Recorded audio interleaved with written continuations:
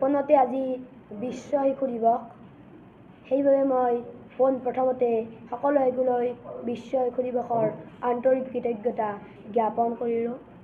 আজিৰ এই বিশেষ দিনটোত মই বজালী জিলাৰ এদিনৰ আৰক্ষী অধীক্ষক হোৱা সুযোগটো দিয়াৰ বাবে অসম চৰকাৰৰ মাননীয় মুখ্যমন্ত্ৰী ডক্টৰ হিমন্ত বিশ্ব শৰ্মা ছাৰৰ লগতে অসম পুলিচৰ DGP সন্মানীয় হৰমিত সিং ছাৰৰ লগতে বজালী জিলাৰ জ্যেষ্ঠ আৰক্ষী অধীক্ষক সুমন চক্ৰৱৰ্তী ছাৰৰ লগতে বজালী জিলাৰ অতিৰিক্ত আৰক্ষী অধীক্ষক ত্ৰিনয়ন ভূঞা ছাৰকে আদি কৰি বজালী আৰক্ষী অধীক্ষক কাৰ্যালয়ৰ সমূহ পৰিয়ালবৰ্গক আন্তৰিক কৃতজ্ঞতা জ্ঞাপন কৰিছোঁ।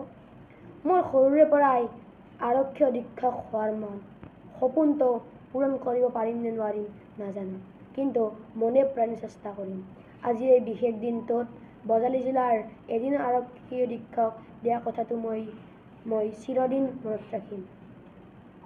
মোৰ জন্মক্ষণৰ লগত দেশ সেৱাৰ ভাৱ জড়িত হৈ আছে, কাৰণ মোৰ জন্ম 15 আগষ্টত।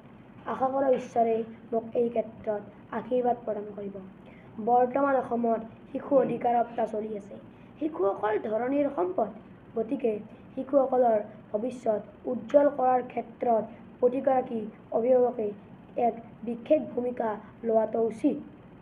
বিশেষকৈ বাল্য বিবাহ, শিশু শ্ৰমিক, শিশু সৰবৰাহ আদি ক্ষেত্ৰত ৰোধ কৰাৰ ক্ষেত্ৰত চৰকাৰৰ প্ৰশাসনৰ লগতে প্ৰতিগৰাকী অভিভাৱকৰো এক বিশেষ দায়িত্ব থাকে।